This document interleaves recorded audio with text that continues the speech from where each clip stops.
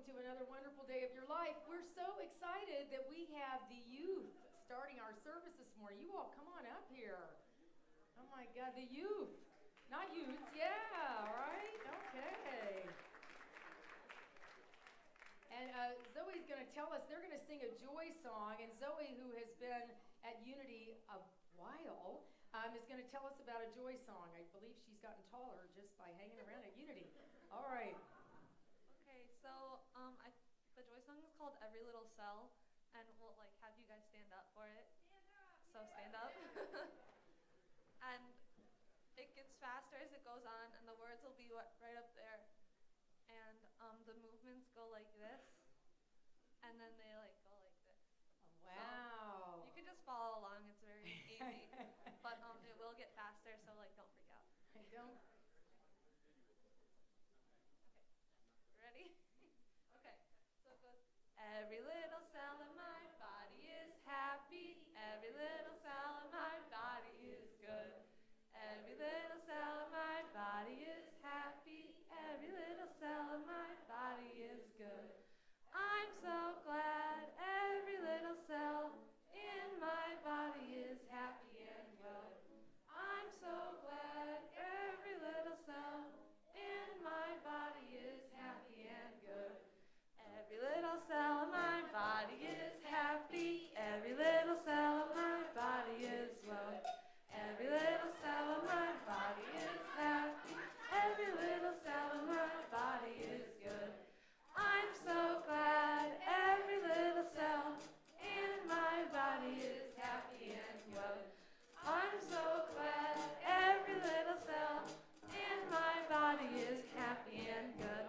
Every little cell in my body is happy, every little cell in my body is well. Every little cell in my body is happy, every little cell in my body is well. I'm so glad every little cell in my body is happy and good.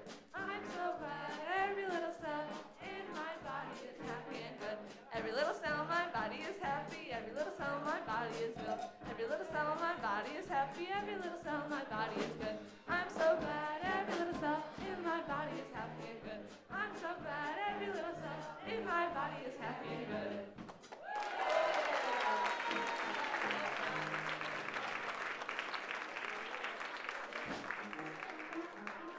Thank you. Thank you, everybody. Good way to start your morning. We love to come up and participate in the service. We love being a part of this community, and me personally, I love being a part of the youth program. I love being a leader in the youth program because our kids are truly amazing.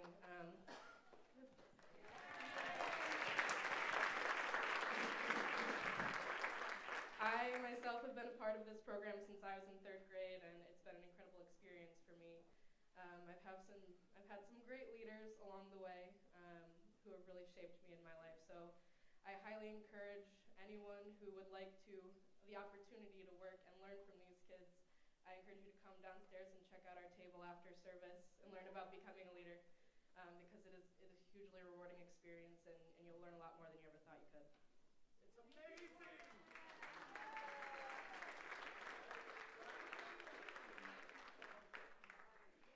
Oh, go ahead. All right, it's the hand.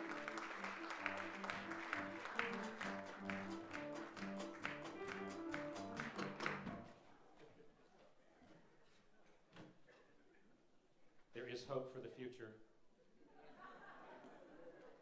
Always good to see kids at Unity, isn't it?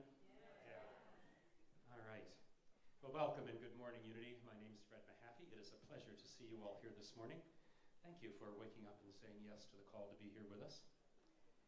Before we get rolling, a reminder, please, to check your phones to be sure that they have been placed into meditation mode. We all appreciate that. Each Sunday, we come together to celebrate our oneness with one another and with God. We welcome people of every lifestyle, every creed, every culture. We honor the many paths to God, many names for God, and the many ways in which to experience God. Whatever your path and wherever you are on it, you are exactly where you need to be. And for that, we are grateful for the presence of God within each of us and the expression of love, joy, and truth that presence provides. today we join, as we do every Sunday, with people around the world sharing Unity's daily word, which is surrender. New discoveries await when I listen to the divine and move out of my comfort zone. A boat in dry dock will never experience the water it was built to sail upon.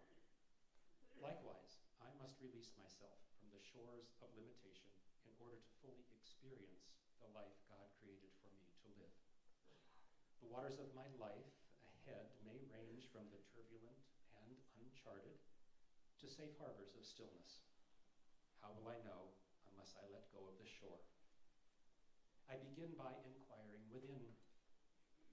Are there instances when I am clinging to the comfortable and safe rather than moving forward?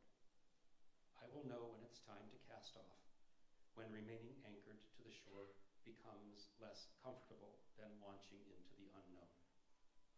I let go, and in the words of the Karen Drucker song, Let Go of the Shore, I float into the mystery. And from the 5th chapter of Luke, the 4th verse, put into the deep water and let down your nets for a catch. And you may also share the daily word with yourself. You have your own daily moment of meditation. This is the January-February issue of Daily Word, and it's available at the desk at the information desk in the welcome area. So, it is now my pleasure, without dropping the book, to welcome Rev Heidi for an opening prayer on today's message.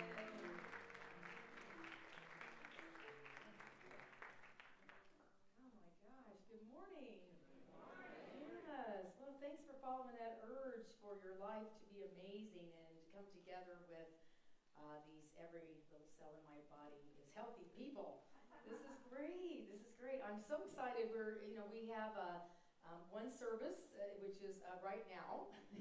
And thank you all for those of you who are coming a little later, those who are coming a little bit earlier. I appreciate this new year of flexibility and also this new year of oneness that we come together in the wonderful energy and spirit of being together. So we're doing different things. We're going to have the youth come out and lead the service on, I believe it's the 3rd Sunday. And so, you get ready to, keep up with those kids, right? Because it's going faster and faster and sort of how do we let life be that fun, right? So that might have not been what religion or spirituality was for you in your youth, but we're all here about keeping up with the glorious energy of you. That's kind of the deal. And so here at Unity, we create a life that works for you and a world that works for all. Because if you want a world that works for all, it starts with you recognizing the I amness that you are, the God presence, the spirit power, the Christ consciousness, the Buddha nature. It is within you. It has been since the day you were born, and it is your opportunity to recognize it and live from that full potential. So let's just take a moment to close our eyes and sort of tap in, tune in, remember, refresh. The reason that you're breathing, the reason that you were born, is to awaken to the truth of your consciousness, the truth that sets you free. And today's daily word is surrender. So we're surrendering, we're giving up that sense of struggle and worry and doubt and fear, and we're surrendering to this ease of living. That there is always a solution to any challenge that we're facing. And it's not a solution that we will figure out as much as a solution that will appear from resting in God, resting in Christ consciousness, resting in this idea of Spirit woke me up this morning. Spirit is breathing me. And I am here for a divine and amazing purpose. Today we are tuning into the energy that Martin Luther King Jr. brought to this planet. One of oneness, one of equality, one of connection, one of freedom. So if we are connected and have been inspired by Martin Luther King Jr., it is our job and responsibility to carry on that inspiration. So we let go of the shore of our past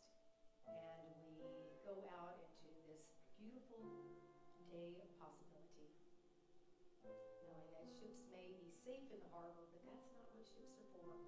So we go out and we let this vision that we're talking about today guide us into a life of possibility and passion and purposefulness. So we thank Spirit for bringing us here today, for all the people that have been part of Unity in Chicago that allow us to be sitting here today. How grateful are we for all the folks that have loved us and this place, so we are here together today.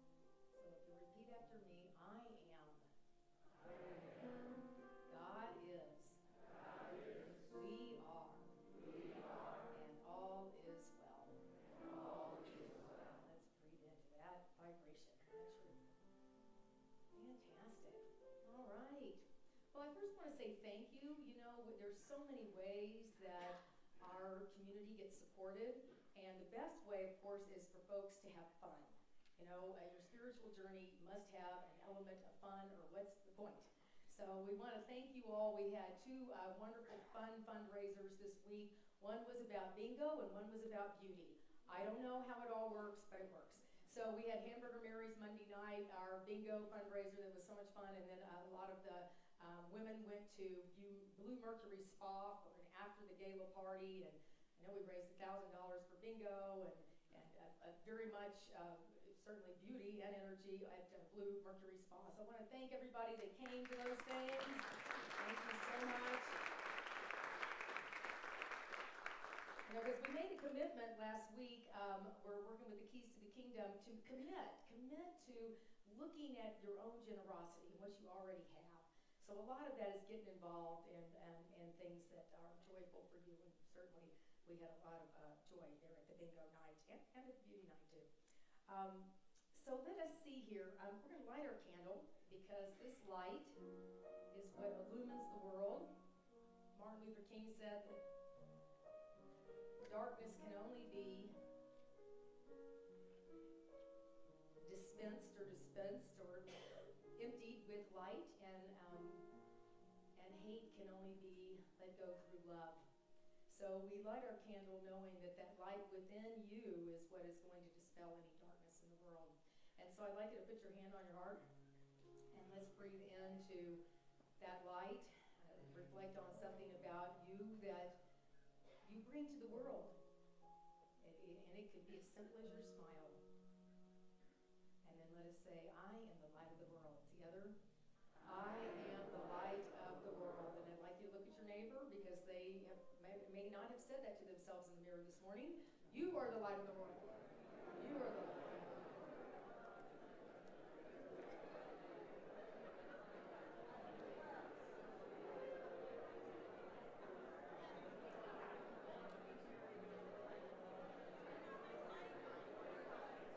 You're the light of the world. All right. A lot of light going on. Okay, two neighbors, y'all. All right. We're going to, and you. All right, so let's rub our hands together with that feeling of truth and freedom and light, and recognize that you are generating a world that works for all. So let's put our hands up, and in that sense of sending out love to this, certainly this state, this country, this world, so many that need to remember that they are the light of the world. And so we say we are the light of the world, sending that truth out to all of our brothers and sisters and all creatures. All right, we are the light of the world. Together, we are the light of the world. And let's breathe into that truth. Very nice. All right, so we're going to briefly greet one another, and we're talking about vision today. So some people like a hug, some people like a handshake. So if you would like a handshake, please extend your hand because it's a huggy group.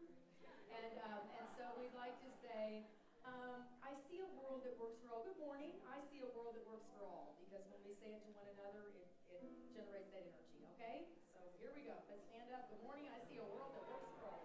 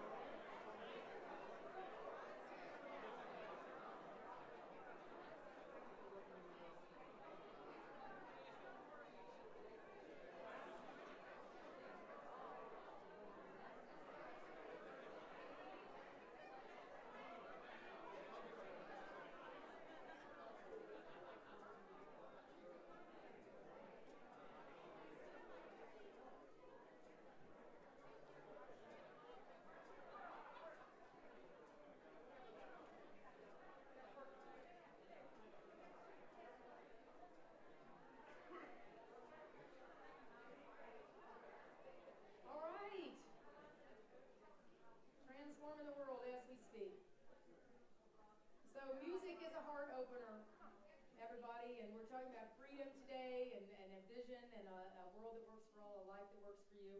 And we're so blessed to have with us today Peaches Faison. So let's give her a big hand.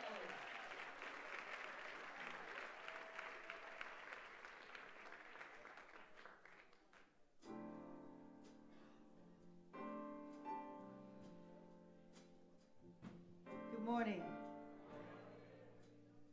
Just really quickly, I want to give you a little history of the song. It was recorded by and written for Donny Hathaway. And in all of the greatness that he aspired to and all of the music that he gave to the world, he suffered for decades with mental illness.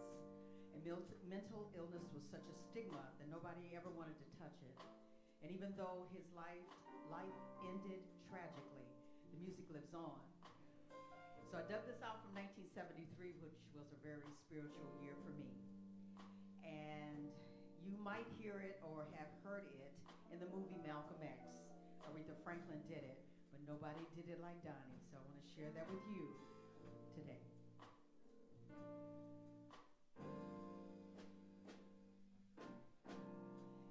Hang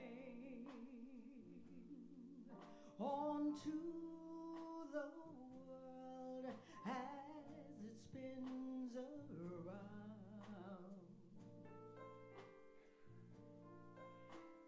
Just don't let the spin get you down. No. Things are moving fast.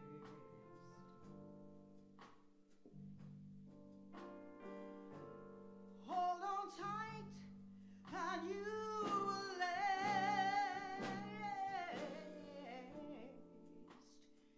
Keep your self-respect, your humanly pride. Come on and get yourself in gear. Keep your stride, yeah.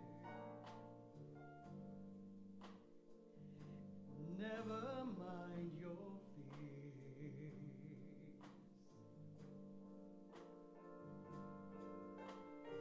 As brighter days will soon be here. Take it from me, someday we'll all be free. Yeah. Ladies and gentlemen, Peter Polsek and the trio.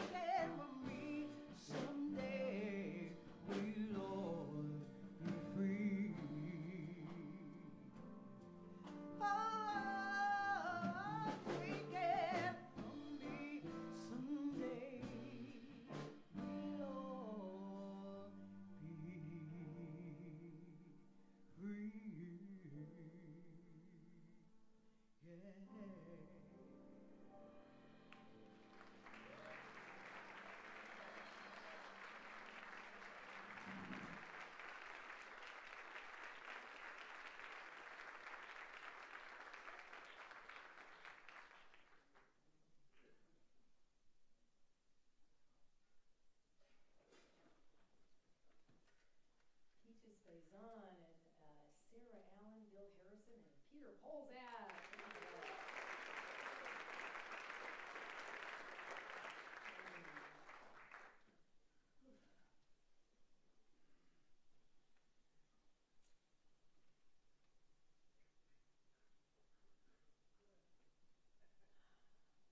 Silence is powerful.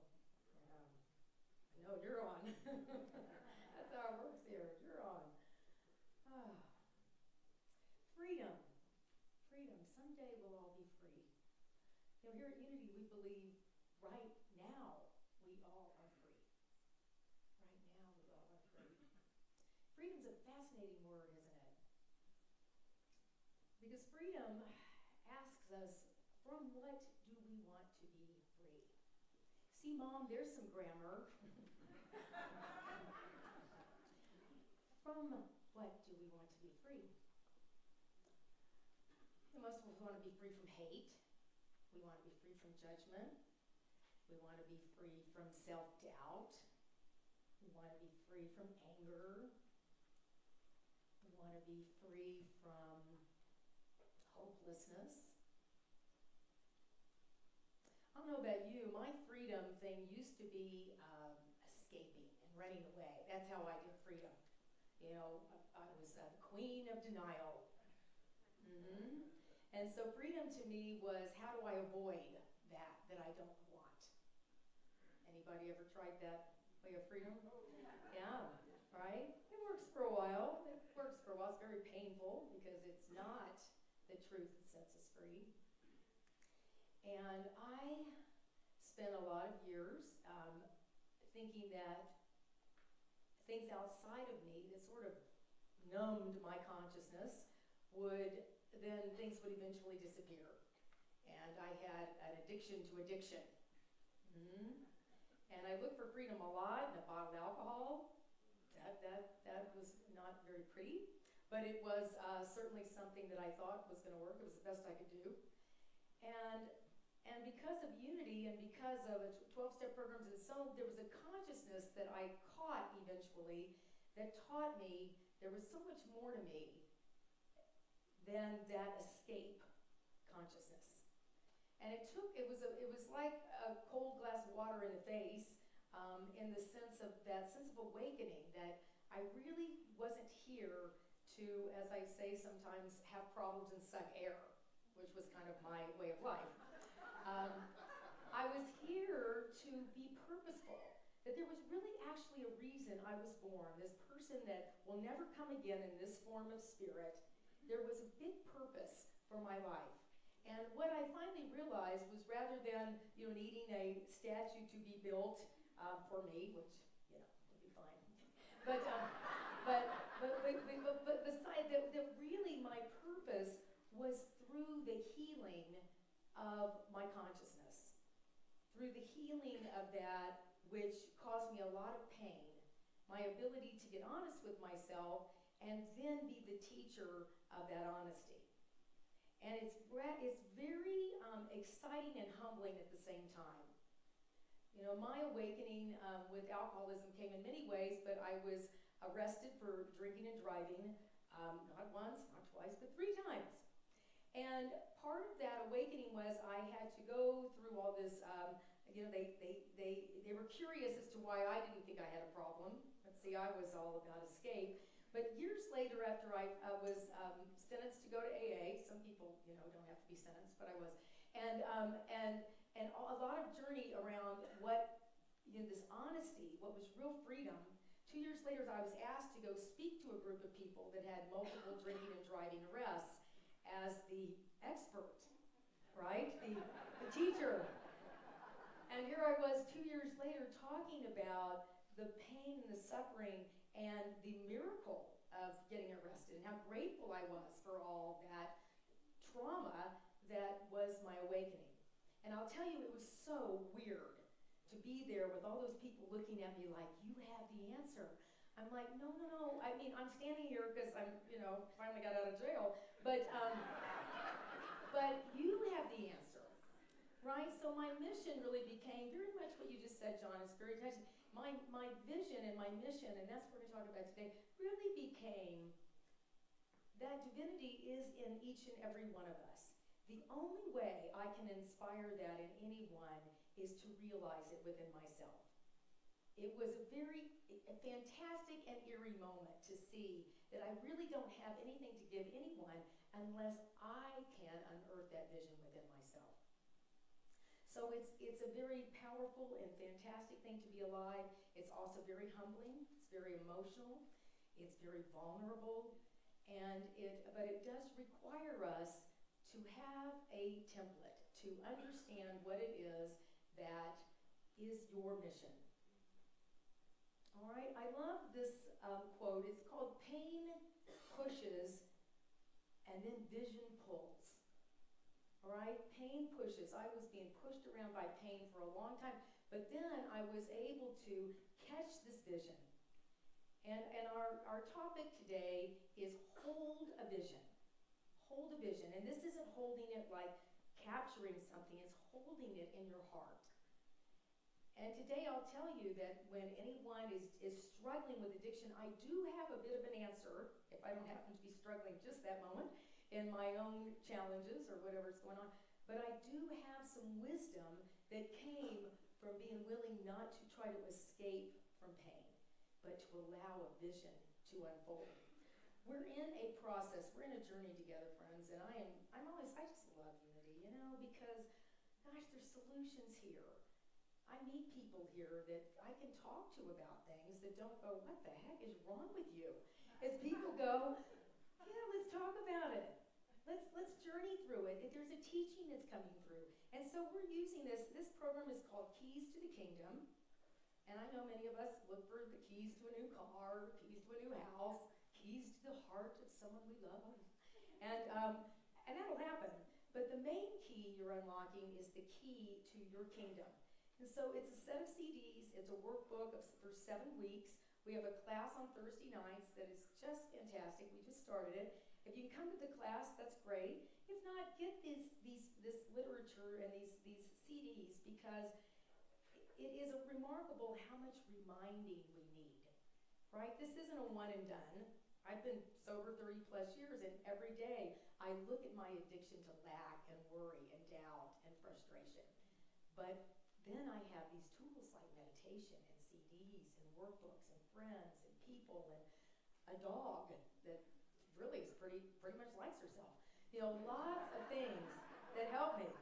So we're looking today. I invite you all to get a key. If you don't have one, we will give it to you after the service. And it's a key on a ring. You can wear it as a bracelet. You may not be able to get it off once you put it on, but that's okay. And then we're putting beads on for every week, because we're looking at these keys as identifying energy centers in your body. Because this is not a mental process. This is a heart process. This is a body process. This is an energy shifting process. So last week was the key of commitment. We're committing to what we call tithing, giving back from what you already have. Time to yourself every day, time in sacred service, tithing your time to some kind of, it can be here, it can be to some social community, social agency of sorts in the world. In this, you may be doing something online within the city, and then tithing the financial wellness that you have here at Unity in Chicago. So this is your spiritual home, and we love you being part of it in all ways. Because guess what? You never know your richness until you start understanding your generosity. So the bead today is orange, and that is the second chakra. And the second chakra is all about communication, sensuality, passion, and you have to have those things in your vision. Those have to be part of how it is that you are going to hold vision for your life. If it feels boring, like, oh, I'm going to clean out that garage, not your vision. If your thing is, I'm going to clean out my garage so I can put my new paintings on the wall or something, or do something, or put a mural in my garage, then that's vision. All right, so we're starting to catch what this is about. All right, pain pushes and vision pulls. Today is Martin Luther King Jr.'s birthday. He would have been 88 years old today. And he is a man that had a vision. I had a dream, right? Now, there is nothing in Martin Luther King Jr. that is not in every single one of us. I think our challenge when it comes to people that have had extraordinary purpose in their lives, it can tend to be, oh, you know, they did it. I can't. Right? But I'd like to tell you that if you admire Martin Luther King Jr., then that inspiration is what you are to carry on. That was the whole point of anybody that's been here and any kind of spiritual master, is they said things like Jesus said, these and greater things shall you do. Right? It wasn't like I'm dying or I'm finished with this body and good luck everybody. None of them said that.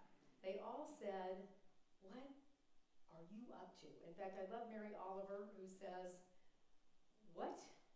Let's see. We'll put it in. Tell me, what is it you plan to do with your one wild and precious life? Right? And that is the energy that Martin Luther King Jr. Practice, led, and inspired in others. All right, so most of us think that everybody that is teaching and is doing things that are valuable has some kind of perfect upbringing or something like that. It's easy for them, right, because they have whatever we think that we don't have. But this is not true at all. Martin Luther King Jr.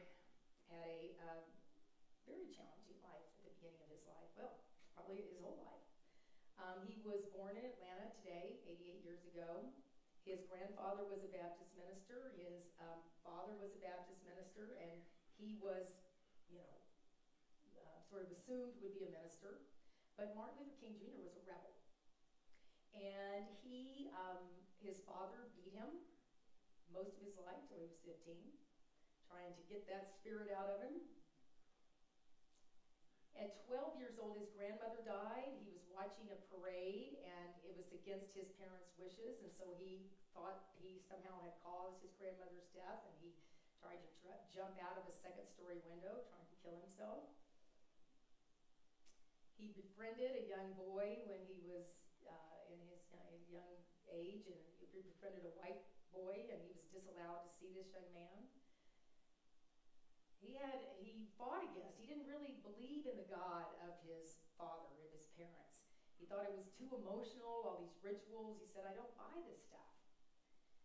And so he skipped 2 years of school, 2 years of skipping school.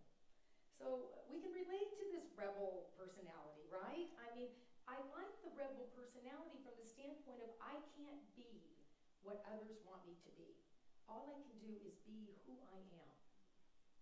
And so we hold the vision from that place of discovering who you are. So at 15, he was able to pass an entrance exam and entered Morehouse College.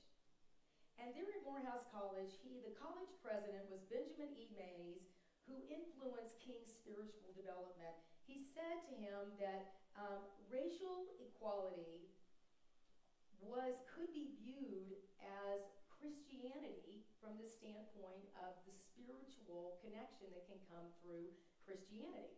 And he said he could use it as a potential force for change. And so he decided from that standpoint, he would like to be a minister. From that standpoint of having a platform to talk about social action, to talk about nonviolent change. And I wonder if that's really the platform we all stand on in our lives. When we talk about what is spirituality, it can give me a platform, it can give me an opportunity to talk about how I want to see change in the world. Not for making anybody wrong, but from saying what he said, what Martin Luther King said so often. He said, separate is not equal, right? Separate doesn't work. Me versus you doesn't work. So let's just look at our affirmation today about vision. All right? Because the idea of your vision is that it's going to be divinely inspired. It is going to be personally connected to you. So let's say this together. I am divinely inspired to create and hold the vision of my heart. I give myself permission to become the person I was meant to be. Yeah, that's pretty mental, it's true. All right. So Martin Luther King, as Jr., as you all know, his life is so huge, it's going to take way more than the time I have to talk about it. But the man was so led by this vision that he was able to lead marches where they were standing in this power of nonviolence. He was able to be part of the bus boycott, where Rosa Parks was involved. He ended up winning a Nobel Peace Prize in 1964, and his life was all about what came to be known as, let me just see, because it's so well written and it's so simple, is that he became a force, again, for social change, and his whole idea was to teach it in a nonviolent way. Because how easy it is when we want change in the world we want to be angry. We want to make people wrong. It's so easy. I mean, you turn on the news and there you go, right? Rather than holding this vision of the world, holding the vision of yourself as a peacekeeper. The other thing that happened to Martin Luther King Jr. when he decided to go into ministry, he said that it was going to fulfill his inner urge to serve humanity. Right? So what is this inner urge that we all have to be of service?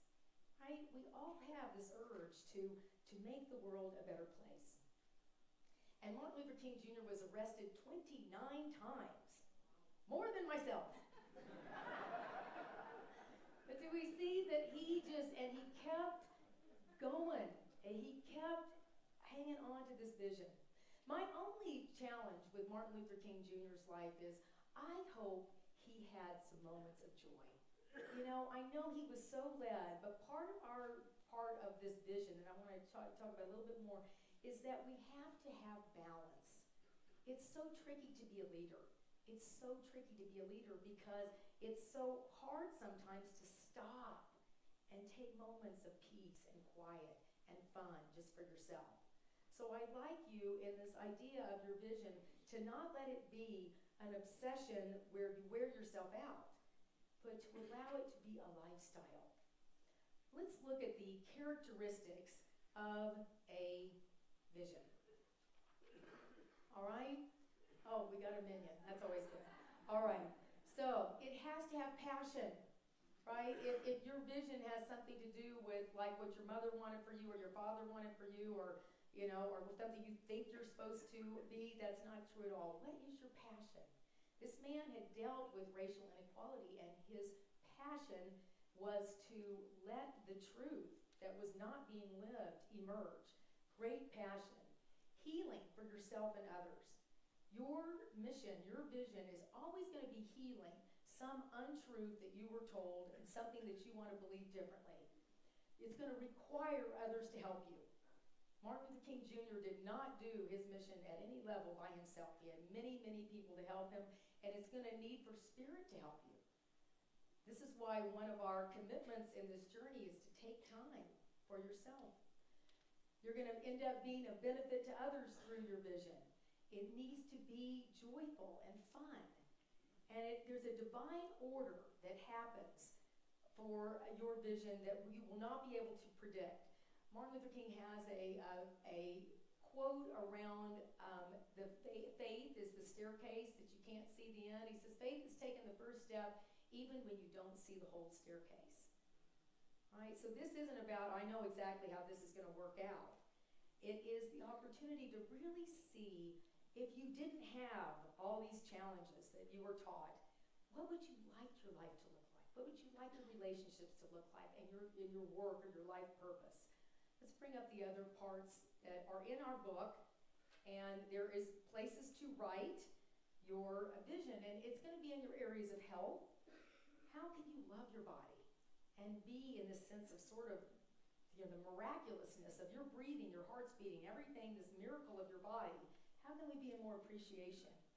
Your wealth, looking at what you've received in your life, looking at all the places and these sort of amazing ways that people are generous to you and that you get to be generous to others. To look at your vocation and what I call your ministry, your sacred service. How do you show up in the world as a person that wants to help and wants to serve and wants to give? Relationships. How are we looking at the people in our lives? Are we appreciating them? Are we seeing what we can bring to relationships? And our spiritual connection. These are the 5 areas that he talks about in the keys to the kingdom. And it's the ability to sit down and say, this is what I would love for life to look like. You know, pain pushes until vision pulls. And my questions to us, yeah, I said that right? Yes, okay. So the question I really want to ask us today is, are you a victim or a victor? Right? That's our main question. Am I a victim or a victor? Because we have to know that the idea of living a vision is going from this sense of something's broken to something is well. Am I a victor or a victim? Boy, that Tammy is so creative. That is fantastic. All right, so let's give Tammy Bridges a hand right now. She puts all this together, right? And Juan pulls it up out of nowhere, so thank you, Juan. And so, yeah, let's give Juan and Abraham a hand. So good. Okay. Because all these people that are part of this community love being here. They love the creativity. They love it. She's like, I can't wait to make up these PowerPoint slides each week. So, I mean, seriously, I'm like, good for you. You know, but the idea is that what is, see, this passion, this image, this dream is in you. It's always been in you. And somebody might have told you that what you dreamt or something joyful about you wasn't important, it wasn't going to make any money, it wasn't going to blah, blah, blah. But I can tell you what it is, the joy of abundance and prosperity, it can only really be appreciated if it comes from what you love. I will tell you, I don't know when I felt better than that moment I was talking to those people that had been arrested over and over again for drinking and driving. That moment was so amazing. It was priceless. There was no amount of money they could pay me that could fulfill that feeling. So I just want you to know that everything comes from you recognizing that the source that is within you is the place to which we want to pay attention. So I'm going to take 5 minutes right now to show you the Martin Luther King I Have a Dream talk, because I think it is absolutely so valid today and every day. But the main thing I want you to do when you're hearing this talk is to tap into what you feel when you hear Martin Luther King Jr. speak about his vision, his dream.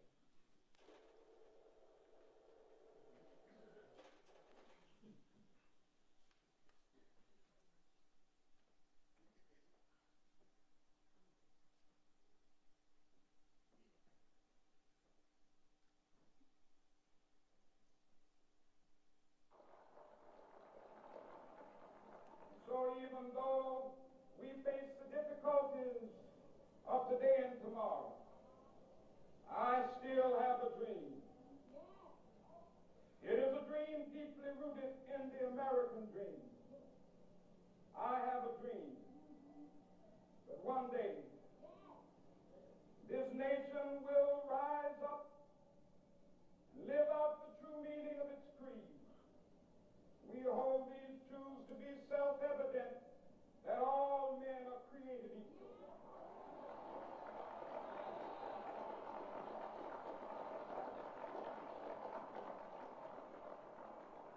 I have a dream that one day on the red hills of Georgia, the sons of former slaves and the sons of former slave owners will be able to sit down together at the table of brotherhood. I have a dream that one day, even the state of Mississippi, a state sweltering with the heat of injustice, sweltering with the heat of oppression, will be transformed into an oasis of freedom and justice. I have a dream that my 4 little children will one day live in a nation where they will not be judged by the color of their skin, but by the content of their character. I have a dream today.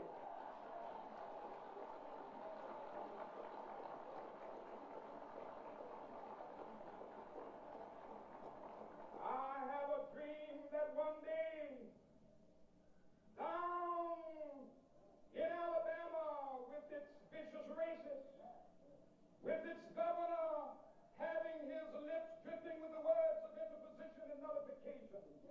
One day right there in Alabama, little black boys and black girls will be able to join hands with little white boys and white girls as sisters and brothers. I have a dream today.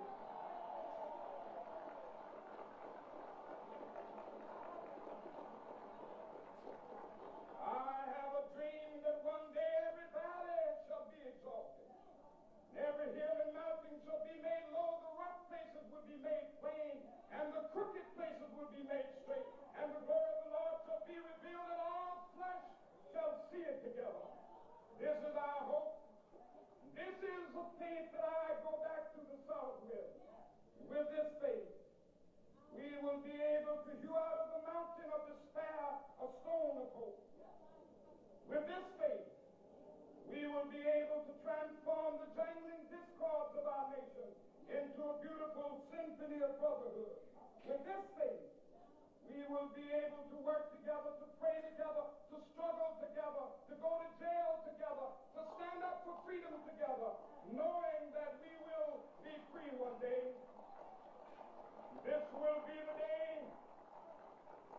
This will be the day when all of God's children will be able to sing with new meaning, "My country, tears of thee. Sweet land of liberty of thee I sing. Land where my fathers died, land of the pilgrim's pride. From every mountainside, let freedom ring. And if America is to be a great nation, this must become true. And so let freedom ring. From the prodigious hilltops of New Hampshire, let freedom ring. From the mighty mountains of New York, let freedom ring. From the heightening Alleghanies of Pennsylvania, let freedom ring. From the snow-capped Rockies of Colorado, let freedom ring. From the curvaceous slopes of California. But not only that, let freedom ring from Stone Mountain of Georgia. Let freedom ring from Lookout Mountain of Tennessee. Let freedom ring from every hill and molehill of Mississippi, from every mountainside. Let freedom ring. And when this happens, when we allow freedom ring, when we let it ring from every village and every hamlet, from every state and every city, we will be able to speed up that day when all of God's children, black men and white men, Jews and Gentiles, Protestants and Catholics, will be able to join hands and sing in the words of the old Negro spiritual, "Free at last, free at last, thank God Almighty, we are free at last."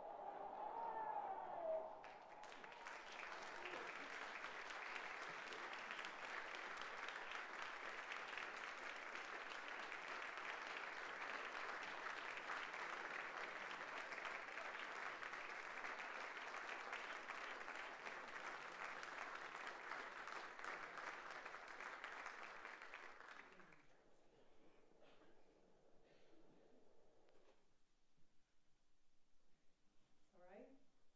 What does that bring up in you? You admire that man. You are touched by that talk. It is the opportunity for you to create something inside of your own heart and a vision for the world. And that may be marching, that may be writing, that may be clearing up something in your own life. You know, the day before Martin Luther King was shot, he had these words, and I believe that he was so clear about his mission that he was completely spirit. He says, "We have some difficult days ahead, but it doesn't matter with me now because I've been to the mountaintop and I don't mind. Like anybody, I would like to live a long life. Longevity has its place, but I'm not concerned about that now. I just want to do God's will. And he's allowed me to go up to the mountain, and I've looked over and I've seen the promised land. I may not get there with you, but I want you to know tonight that we as a people will get to the promised land. I'm so happy tonight. I'm not worried about anything. I'm not fearing any man. Mine eyes have seen the glory of the coming of the Lord." And the Lord is within each and every one of us. And so let us just know, let's just close our eyes and start breathing into that place of knowingness and love and of knowing that Martin Luther King came to teach that Lord, that Christ consciousness, that energy is within you. And if it, as we hear those shouts of free at last, we get to look at the place where we are surrendering that is the illusion of not having freedom. We have the freedom that we seek, and it requires our action. It requires our vision. It requires our clarity. But it is there. It was there in Martin Luther King Jr., and his life set our light on fire. So let us recognize that we are, as our song will sing right now, we're opening up in sweet surrender to the ability to let our vision come forth, to not grieve the past, but recognize that we are inspired to create a life that works for you and a world that works for all. So I'm opening up in sweet surrender, and we'll sing this together once, and then I'm going to have half of you who've done this before. We're going to do a round. Gretchen's going to make heavens be here singing, and beautifully. And so we'll sing it together, and then this group will start, and you all will then follow. Let's sing it together once, part one and part two. And let surrender happen together. I am opening up in sweet surrender to the luminous love light of the world. I am opening up in sweet surrender to the luminous love light of the world. I am opening. I am opening. I am opening. I am Okay, we'll do part one. I am opening up in sweet surrender to the luminous love light of the world. I am opening up in sweet surrender to the luminous love light of the world. I am opening up in sweet surrender to the luminous love light of the world. I am opening up in sweet surrender to the luminous love light of the world. I am opening. I am opening. I am opening. I am opening. I am opening up in sweet surrender to the luminous love light of the world. I am opening up in sweet surrender to the luminous love light of the world. I am opening. I am opening. I am opening. I am opening. I am opening up in sweet surrender to the luminous love light of the world. I am opening up in sweet surrender to the luminous love light of the world. I am opening. I am opening. I am opening. I am opening.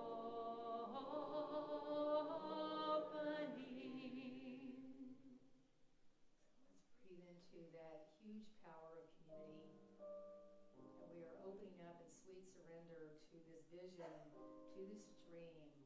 I have a dream. We are so passionate when we hear the passion of Martin Luther King Jr. I have a dream. And look at your own life in the areas of your health and your wealth vocation, and allow that passion that Martin Luther King Jr. brought to this planet and all the healing that he did through nonviolent behavior, through nonviolent activity and energy. It wasn't passive by any means. It took action, but it took action from a place of solid knowing of the truth. So we know that this community, each and every one of us, has that power within us. It is so, it is real, and it is done right here and right now as we come together. So we just allow these moments and days that follow this service to show us the way.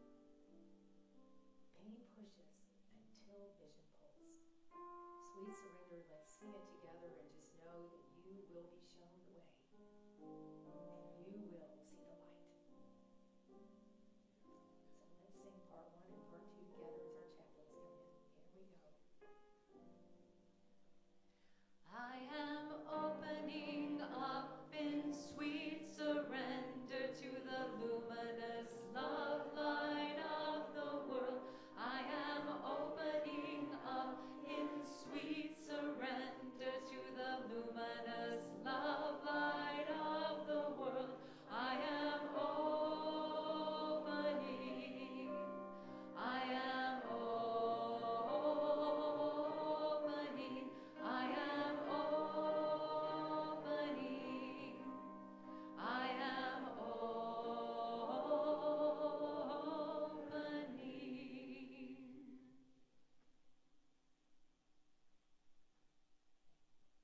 Into this moment of being open to the luminous love light of the world, we bring freedom. Freedom to love ourselves and everyone.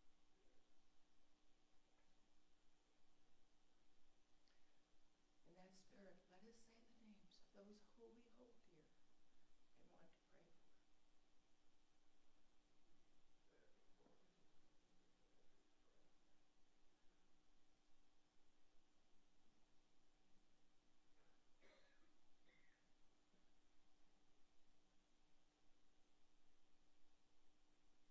And also, let's include in our prayer those names behind us on the screen.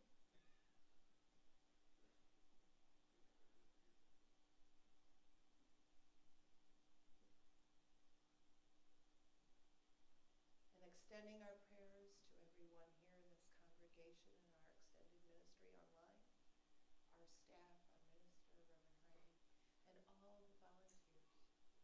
We say thank you for your service. And extending this into the entire world,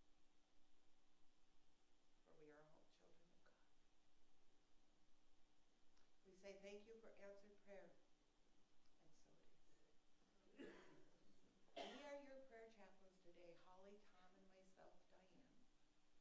And we can be found over in the friendship room, and we would be delighted to pray with you. All is kept in confidence.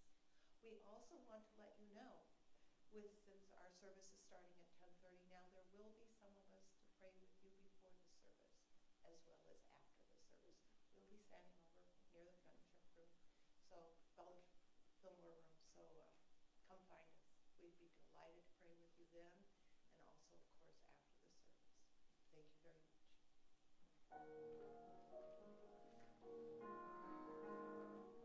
And do know that there are, by each prayer box upstairs and downstairs, there's the ability to sign up for a wellness call, and one of the chaplains would call you once a month and just remind you of the truth that sets you free. They won't grab you before the service, so you do need to go in and see them. All right, so we are committing to generosity. With our first key was making that commitment, and so I have a very short film of a lady that talked in our prosperity class, and I wanted to share that with you. Barbara Woodbury, you might know her from over there, but she shared a short testimonial with us on Thursday, and it is very powerful. So here is Barbara. It's a little video of Barbara.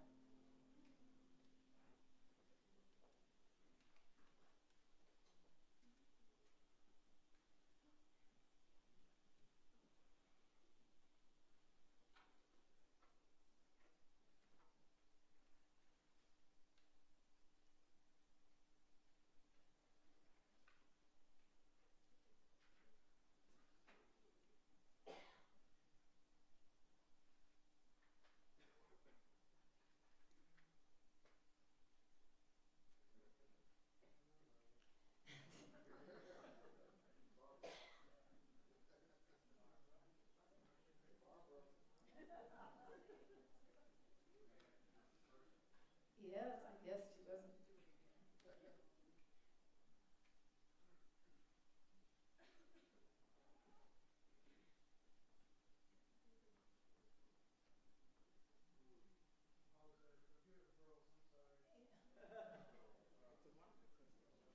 Would you, okay, yeah, oh, here we go.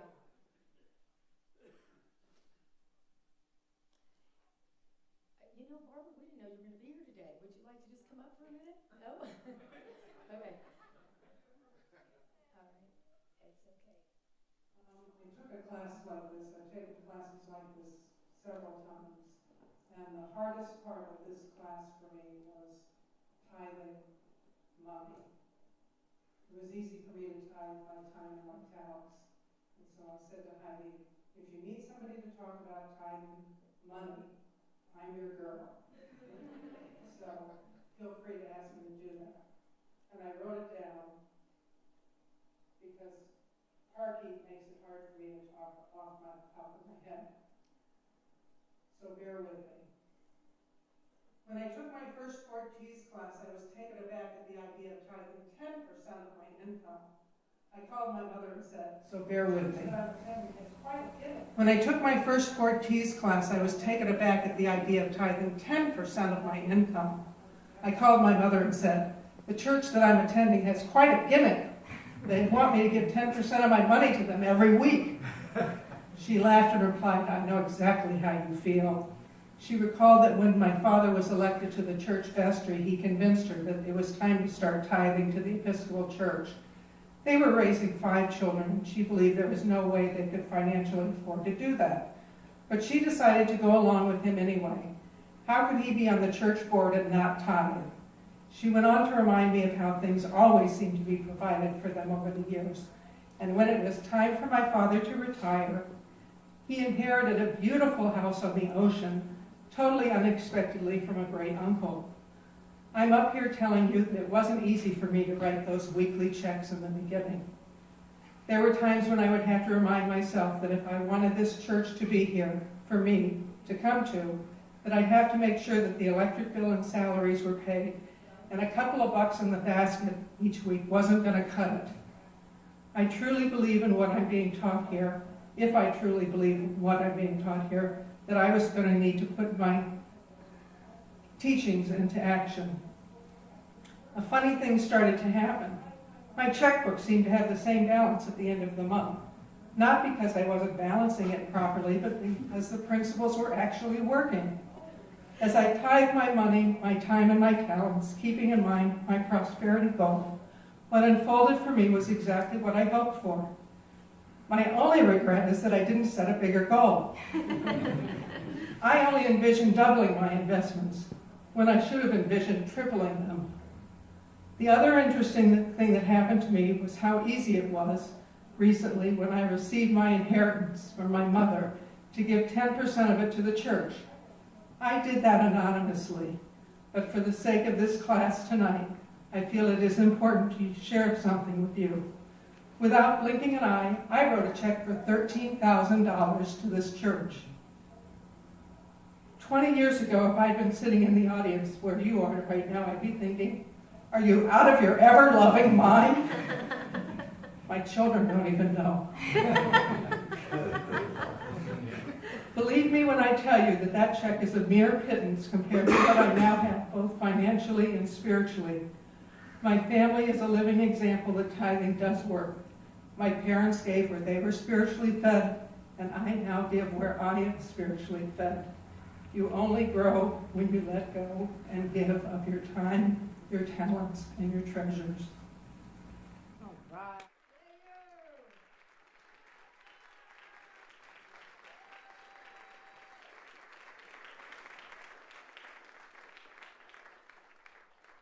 Do you think your children may have found out? No, not unless you guys talk. An addendum to this. It took me 15 years to get to the point to tithe. Okay? I doubled my money in 5 years during the worst time of the economy. Don't wait 15 years. Another addendum to that is I recently got a check in the mail unexpectedly for $6,000. that's half of what I tithe for the church. So I got back half of what I tithe for the church. So if you guys want to experience what I've experienced, tithe. If you don't want to experience it, that's your problem.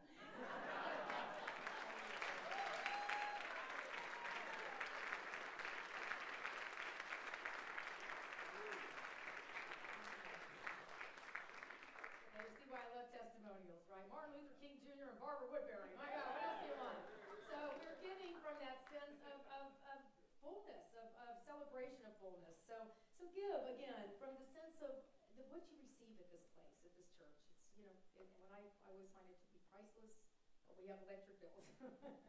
So hold with your hands together and recognize that sense of gratitude that we feel from being alive, having Unity to come to at any time, Unity in Chicago, and just know, as Barbara said, that we can't really experience the miracles of life unless we give from where we've received. And then we open that channel to receive more. So let us say our gratitude affirmation together. Divine love richly flowing through me blesses and multiplies all that I am, all that I have, all that I give, and all that I receive. I am grateful for the blessings of this day. I am grateful for the blessings on the way, and it's down in my soul. Here we go.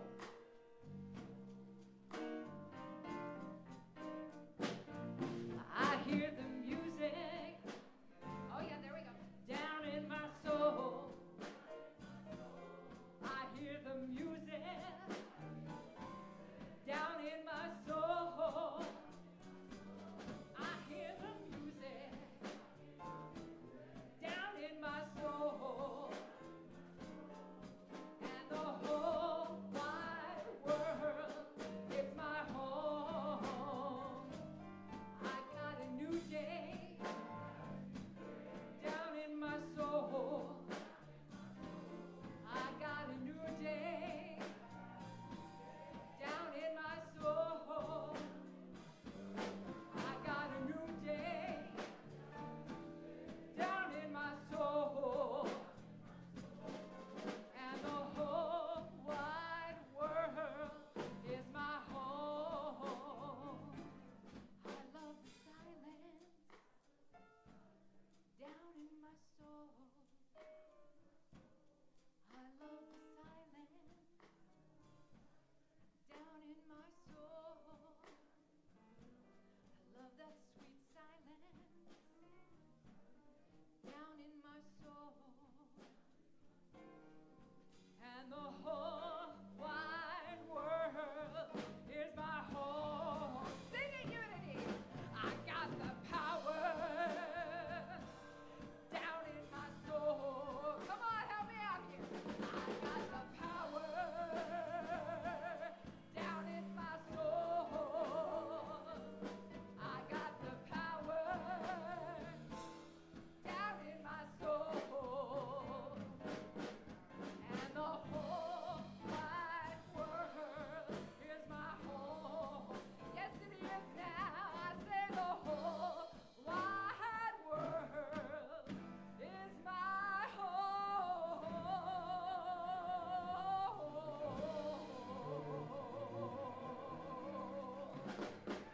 All right.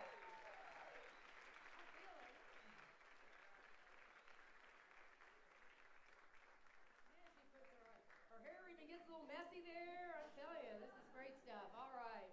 So we breathe into abundance and freedom and surrender to all that is.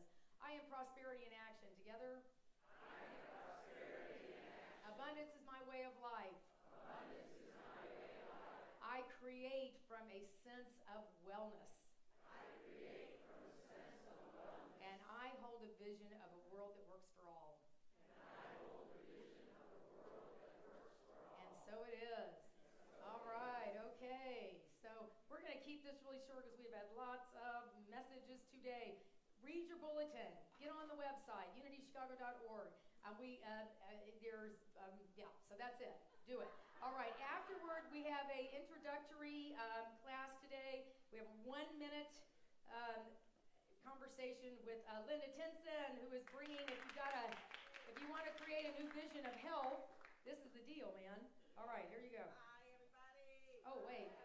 I know you've got a big voice, but here you go. I do. All right. I do need this still? Okay, I thought I had a big mouth. I'm Linda Tinson, nurse practitioner, and I'm a hypnotherapist. And I am bringing to Unity a wonderful program on weight release and management. It's called the Trim Life Program. And what we do in this program is we don't believe that diets work. We believe that the power of the mind does. And we learned that here. And what we're going to do in this workshop is learn how to manage hunger and weight. Creating a brand new relationship with food, and it's a new year, so it's an opportunity for you to make a change in yourself. So what's in it for you?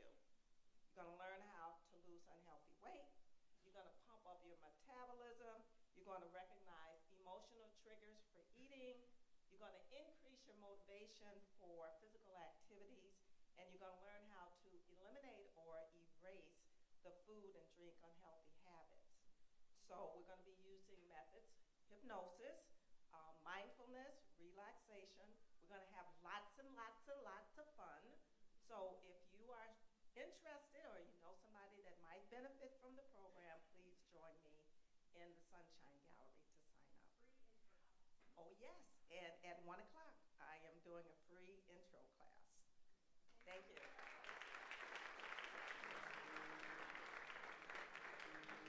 Thank you, Linda. That sounds intriguing.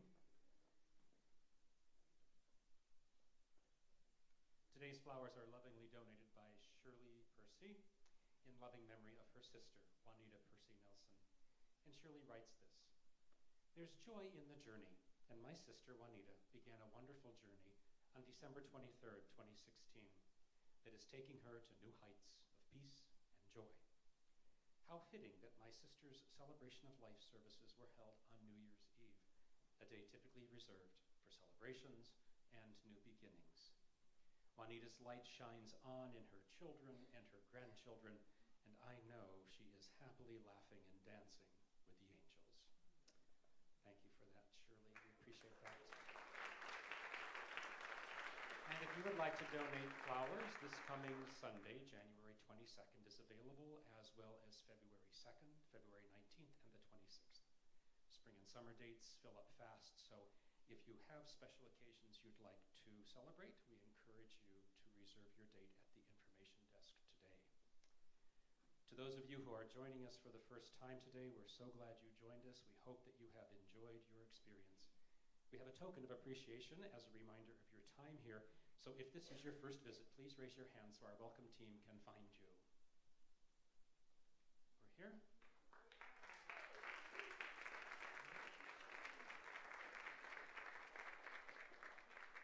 People who are passing out the flowers are members of our welcome team.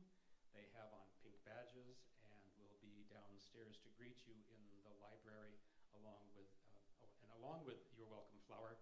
You're receiving a packet of information, attached to which is this form, and we ask that you take a few minutes to fill that out. It will help us learn something about you and how you may have discovered us. The packet, yes, and you may leave that card with the welcome team at the base of the stairs. We'd love to meet you. And as Heidi reminded you, there is a website, www.unitychicago.org, where you can find all the latest happenings at the church here. Our business directory is also listed there. So be sure to like us on Facebook and stay in touch with us by way of our weekly email blast. And if you're not getting that, you can sign up for that at the base of the stairs as well. I do have a couple of reminders for you. The Pet Ministry is here each Sunday with pets in need of foster or forever homes. Today is the third Sunday of the month, so they'll have human treats for sale in the Friendship Room following the service. This is Timmy, and let me tell you, if you want a loving cat, Timmy is the one. I spent a few moments with him this morning. I reached inside the cage. He flopped over, belly to the sky, and just said, "Love me." This little fella is a bundle of energy, so no more needs to be said. By the way, the proceeds of the treats that you purchased downstairs all go toward the care of animal friends. So see Carol Stiegel for more information on how to take in a pet or otherwise support the ministry. We were so very blessed last Sunday with the problem of an overflowing parking lot. So in the spirit of oneness of our combined 10:30 service, please consider carpooling to conserve parking spaces, and also be mindful when you park so that as many folks as possible can fit in. This is the third Sunday of the month, which means pranic healing is being held today at 12:15 in the library. A reminder, too, that all love offerings are generously donated to Unity in Chicago. Unity in Espanol happens at 1 o'clock today in the sanctuary. Good heavens, we got a lot going on.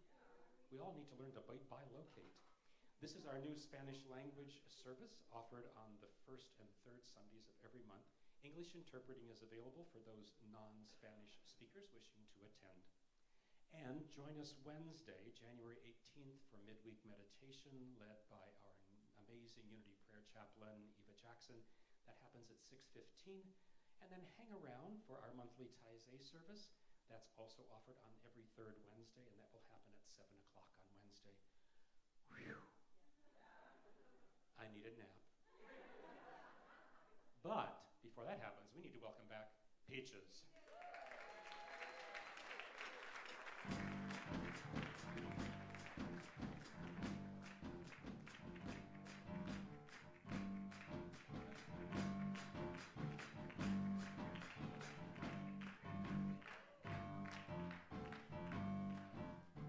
Why don't we all get up?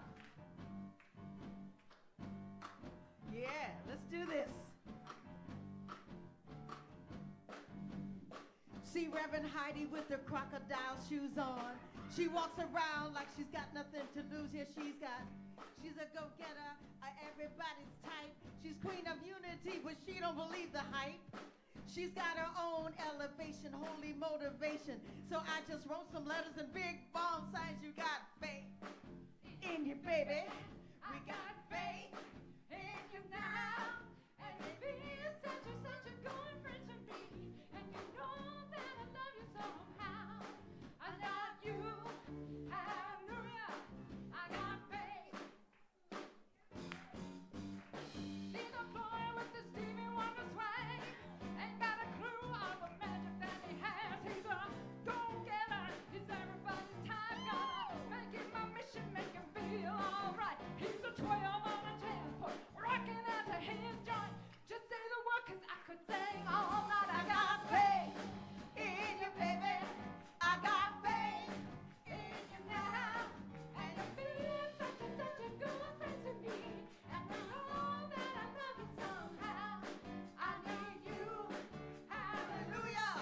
I got faith.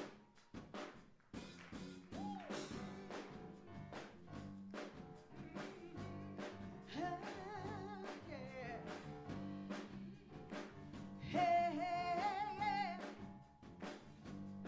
I get around you when my mind goes crazy. I think about you morning, noon, and